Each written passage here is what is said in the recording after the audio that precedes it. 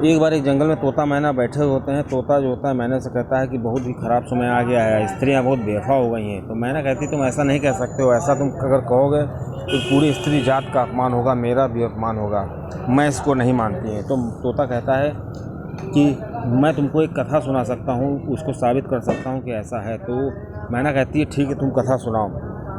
तो तोता कहता है कि 3 दोस्त होते हैं, एक राजा का पुत्र होता है, साहूकार होता है और एक बनिया का पुत्र होता है। तीनों में बहुत गहरी दोस्ती होती है क्योंकि ये साथ तीनों पढ़े होते हैं। इसमें जो राजा का पुत्र होता है वो शादीशुदा होता है। अब राजा के पुत्र की जो पत्नी होती है वो मायके में होती है, इसलिए राजा का पुत्र कहता है कि चलो अपनी पत्नी को लिवा लाते हैं, तुम भी मेरे साथ चलो। इस प्रकार साहूकार का लड़का, बनिया का लड़का और राजा का लड़का तीनों चल देते हैं। लेकिन रास्ते में साहूकार का लड़का और बनिया का लड़का कहता है तुम तो अपने ससुराल में रुकोगे, हम लोग कहाँ रुकेंगे। तो वो राजा का लड़का कहता है एक दिन की बात है, तुम एक सराय में रुक जाना। अब जब वो अपनी ससुराल के पास पहुंचते हैं वो लोग, राजा का लड़का तो अपनी ससुराल चला जाता है, इधर बनिया और साहूकार एक सराय के सामने जाते हैं और सराय में एक बुढ़िया होती है, उससे परमिशन लेते हैं कि हम माता जी मुझे एक रात यहाँ रुकना है। तो वो बुढ़िया कहती है बेटा यहाँ मत रुको, नहीं तो तुम्हारी लाश सुबह निकलेगी। तो वो अपना मन जो है उदास होकर के चले जाते हैं। ऐसे में फिर वो साहूकार का लड़का और बनिया का लड़का उस बुढ़िया के पास आते हैं, कहते हैं मुझे यहाँ पे एक रात रुकने दो, जो होगा देखा जाएगा। इतने में सराय के अंदर से एक खूबसूरत कन्या दिखाई देती है। साहूकार का लड़का फिसल जाता है और उससे वो मिलना चाहता है, इसलिए साहूकार का लड़का मन बना लेता है कि मुझे तो अब इसी में रुकना है। इधर जो बनिया का लड़का चालाक होता है वो वहाँ नहीं रुकता, वो सोचता है कि चलो हम कहीं जंगल में या कहीं मंदिर में रुक जाते हैं जाकर। इधर जब साहूकार का लड़का वहाँ रुक गया तो बनिया का लड़का जो है वो मन में सोचने लगा कि ऐसा क्या है, चलो बुढ़िया से पूछते हैं कि क्यों वो ऐसा कह रही थी। वो बुढ़िया के पास आता है, बुढ़िया से पूछता है कि आप ऐसा क्यों कह रही थी कि वो यहाँ जो रुकेगा रात में वो मौत की घाट उतर जाएगा। तो बुढ़िया कहती है यहाँ पे जो है एक नागिन रहती है, वो लोगों को निगल जाती है, वो अपने खूबसूरत रूप के जाल में फंसा करके। अब बनिया का लड़का समझ जाता है कि अब मेरा जो दोस्त है साहूकार का लड़का वो मुसीबत में है। इस प्रकार वो बुढ़िया जो होती है वो उसको एक तलवार देती है। बनिया का लड़का एक तलवार लेकर के आता है और चुपचाप कोने में बैठ जाता है। जैसे ही वो जो सुंदर कन्या थी नागिन बनने वाली होती है, तुरंत बनिया का लड़का उसको मार देता है। इस प्रकार साहूकार के लड़के की जान बच जाती है और बनिया का लड़का चुपचाप वहाँ से भाग आता है। भाग करके वो जंगल की तरफ जाता है, देखता है जंगल की तरफ एक रात में एक सुंदर कन्या जंगल की तरफ जा रही है। जब वो उस कन्या का पता लगाता है कि आखिर ये कन्या रात में कहाँ जा रही है, चलो इसका पीछा करते हैं। तो वो लड़का जब उसका पीछा करता है बनिया का, तो वो एक साधु के पास जाकर के कन्या रुक जाती है और साधु से कहती है कि मैं आज के बाद आपसे मिलने नहीं आ पाऊँगी। तो साधु कहता है कि अभी तक तो तुम आती थी, अब तुम बहाने बना रही हो, अब क्यों नहीं आ सकती हो। तो वो लड़की कहती है कि मेरे पति आ गए हैं मुझे लिवाने के लिए, अब मैं तुमसे नहीं मिल सकती हूँ। तो साधु समझता है कि ये बहाने मार रही है, इसलिए साधु उसकी नाक काट देता है और बहुत गुस्सा करता है। जब साधु उसकी नाक काटता है तो इसको गुस्सा आ जाता है। बनिया का लड़का छुपा बैठा होता है, वो तुरंत साधु को मार देता है। इधर जो लड़की होती है जिसके पति लिवाने आते हैं वो अपने घर चली आती है। इस प्रकार जो बनिया का लड़का होता है वो सोचता है चलो और कहीं रात गुजारते हैं चल के। इस प्रकार जब वो किसी मंदिर में गया और वहाँ पर देखता है कि कुछ चोर आए हुए हैं, वो देवी माँ से प्रार्थना कर रहे हैं कि अगर मेरी चोरी सफल हो गई, इस बार की सबसे लंबी चोरी है, राजा के यहाँ चोरी है, तो मैं आपके ऊपर जो राजा की कन्या है उसकी बलि चढ़ाऊँगा। अब बनिया का लड़का समझ जाता है कि यहाँ किसी और का खून होगा।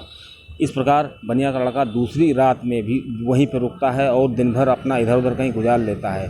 अब वो चोर फिर वहाँ पे आते हैं, कहते हैं कि माता मेरी जो प्रार्थना है आपकी सफल हो गई और मेरी बहुत अच्छी चोरी हुई है, इस प्रकार मैं राजा की लड़की की बलि चढ़ाऊँगा। जब बनिया का लड़का ये सोचता है कि अब मैं चोरों को मार दूँगा, इस प्रकार जो एक चोर होता है वो अंदर आता है बलि चढ़ाने के लिए और जो सारे और बाकी चोर होते हैं वो शराब पी रहे होते हैं बाहर बैठ करके। सब कहते हैं कि चोर के जाओ, एक चोर से कहते हैं कि जाओ और इस लड़की की बलि चढ़ा के आओ। उधर बनिया का लड़का बैठा होता है, चोरों को मारता जाता है। जितने चोर आते हैं एक एक करके सबको मार देता है। आखिर में उस लड़की की जान बचा लेता है। जब उस लड़की की जान बच जाती है तो बनिया का लड़का कहता है चलो मैं तुमको तुम्हारे घर छोड़ा हूँ।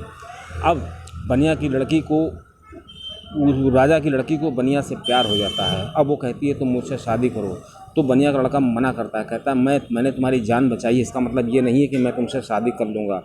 फिर वो जिद करने लगती है, अगर तुम ऐसा नहीं करोगे तो तुम इसका अंजाम भुगतने के लिए तैयार हो। उसने कहा कुछ भी हो जाए मैं तुमसे शादी नहीं कर सकता हूँ। उधर जब बनिया का लड़का उसको छोड़ने आता है तो वो अपने गेट पे चिल्लाने लगती है कि देखो ये मेरी इज्जत लूट रहा है। इधर वो चूँकि वो राजा की लड़की होती है तो राजा के पहरेदार उसको गिरफ्तार कर लेते हैं और इस प्रकार वो जेल में पहुंच जाता है। इस प्रकार जो बनिया का लड़का है वो जेल पहुंच जाता है और उधर साहूकार का लड़का भी जेल पहुंच जाता है, क्योंकि जब बनिया जो है उसको मार के आता है नागिन को, तो लोग समझते हैं, सराय के लोग समझते हैं कि साहूकार ने उस नागिन को मारा है, तो साहूकार का लड़का भी जेल में पहुंच जाता है। इधर बनिया का लड़का भी जेल में पहुंच जाता है और राजा का लड़का इसलिए जेल पहुंच जाता है क्योंकि उसने जो है अपनी पत्नी की नाक काटी थी, ये लोग समझते थे। क्योंकि जब वो कटी नाक लेकर के अपने महल में आई तो उसने कहा कि देखो मेरे पति ने मेरी नाक काट दी है। इस प्रकार वो भी वहाँ जेल में पहुँच जाता है। और बनिया का लड़का इसलिए जेल पहुंचता है क्योंकि वो लड़की चिल्ला देती है, कहती है कि ये देखो मेरी इज्जत लूटना चाहते हैं। इस प्रकार तीनों लोगों को जब राजा के सामने दरबार में लाया जाता है तो राजा पूछता है पहले साहूकार लड़के से कि तुमने उस नागिन का वहाँ पे क्यों खून किया सराय में। तो बनिया का लड़का बोल देता है कि महाराज मैं बता सकता हूँ, इसने खून नहीं किया है, वो खून मैंने किया है। तो राजा पूरी हकीकत जानना चाहता है, तो वो बनिया का लड़का राजा को बताता है कि आपको विश्वास नहीं है तो वहाँ पे आप जाकर देख लीजिए, वो नागिन मरी पड़ी हुई है। इस प्रकार राजा अपने सैनिक को भेजते हैं, देखते हैं वहाँ नागिन मरी पड़ी होती है। इस प्रकार राजा कहता है तुमने इसकी जान बचाई है इसलिए मैं तुमको छोड़ देता हूँ। इस प्रकार साहूकार का लड़का छूट जाता है क्योंकि उसने कोई खून नहीं किया होता। इस प्रकार दूसरी बारी आती है राजा के लड़के की। तो राजा का लड़का जब राजा के सामने आता है अपने ससुराल के अपने ससुर के सामने, तो वो पूछते हैं तुमने इसकी नाक क्यों काटी। तो वो चूँकि उसने नाक नहीं काटी होती है वो कहता है मैंने ऐसा कुछ नहीं किया है।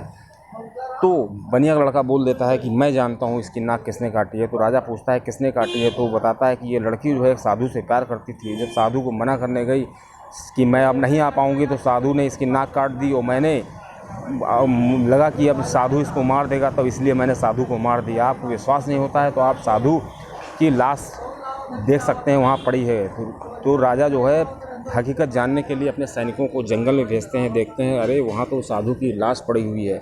इस प्रकार राजा जो है उस लड़के से बनिया के लड़के को शाबाशी देता है, कहता है कि तुम्हारे अथक प्रयास से तुम्हारी सोच से एक जान बची है और इसलिए मैं तुमको जो है राजा के लड़के से कहता है कि मैं तुमको छोड़ देता हूँ क्योंकि तुमने इसकी नाक नहीं काटी है।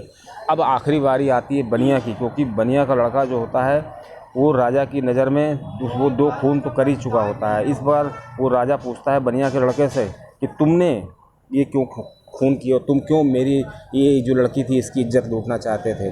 तो वो बनिया का लड़का कहता है मैंने कोई इज्जत नहीं लूटी, और वो हकीकत बताने लगता है कि जंगल में बहुत से चोर थे जो देवी माँ से प्रार्थना कर रहे थे कि अगर मेरी चोरी सफल हुई तो मैं आपको राजा की लड़की की बलि चढ़ाऊँगा। इस प्रकार मैंने ये चीज़ सुन ली थी इसलिए मैं वहाँ छुप गया था और मैं छुप के सब सुन रहा था कि ज़रूर राजा की लड़की की बलि चढ़ाने आएंगे। दूसरे दिन मैं फिर वहाँ छुपा रहा। इस प्रकार वहाँ पे छुप करके मैंने सभी चोरों को मार डाला और इस लड़की की जान बचाई है। और जब इस लड़की की मैंने जान बचाई उसके बाद ये मुझसे प्यार करने लगी, मुझसे शादी करना चाहती थी। मैंने मना कर दिया कि मैं जिसकी जान बचाई है उससे मैं शादी नहीं कर सकता हूँ, लेकिन ये मेरे पीछे पड़ी थी कि मैं तुम्हीं से शादी करना चाहती हूँ।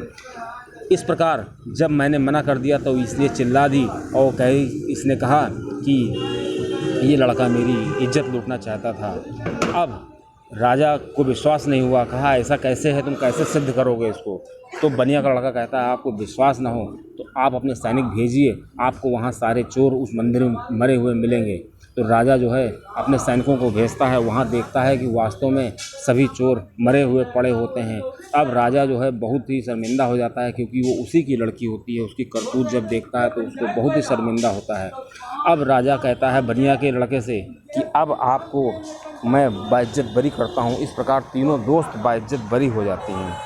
तो दोस्तों इस कहानी को जब मैना सुनती है तो तोता कहता है अब तो आपको विश्वास हो गया कि आजकल की स्त्रियाँ कितनी बेवफा हो गई हैं और वो जो भी काम करती हैं अपनी हवस के लिए करती हैं और उनको अच्छा बुरा नहीं दिखाई देता है। कुछ स्त्रियां ऐसी होती हैं, तो इस प्रकार तोता कहता है कि मैना इन 3 प्रकार की स्त्रियों से बहुत ही सावधानी पूर्वक रहना चाहिए। तो मैना कहती है हाँ बताओ वो कौन सी स्त्रियां हैं। तो तोता कहता है पहली तो वो स्त्री होती है जो शादीशुदा होते हुए भी जो गैर मर्दों को अपने चक्कर में डालती है और वो अपनी अदाएँ उनको दिखाती है। ऐसी स्त्रियों से, ऐसी लड़कियों से बहुत ही सावधान रहना चाहिए, क्योंकि जो पहले से शादीशुदा हैं और दूसरे शादीशुदा या गैर शादीशुदा मर्दों को अपनी तरफ आकर्षित करती हैं, ऐसी लड़कियां बहुत खतरनाक होती हैं। दूसरी स्त्री होती हैं जो वैश्य प्रकृति की होती हैं और तीसरी वो होती हैं